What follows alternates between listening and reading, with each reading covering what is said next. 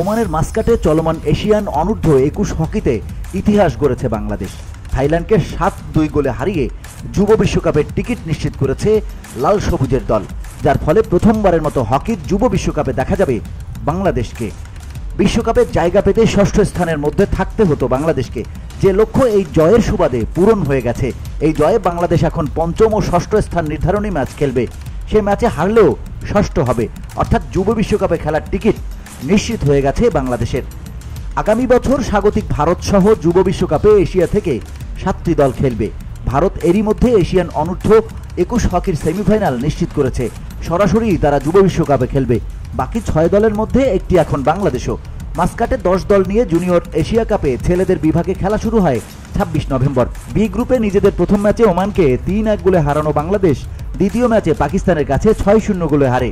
তৃতীয় ম্যাচে বাংলাদেশ 2-2 গোলে ড্র করে শক্তিশালী মালয়েশিয়ার সঙ্গে। চতুর্থ ম্যাচেও 1-1 গোলে ড্র চীনের সঙ্গে। তারপর আজ এলো প্রত্যাশিত জয়, যে জয়ের সুবাদে প্রথমবার যুব বিশ্বকাপে খেলার স্বপ্ন পূরণ হতে যাচ্ছে বাংলাদেশ হকি দলের। VOD Bangla news desk.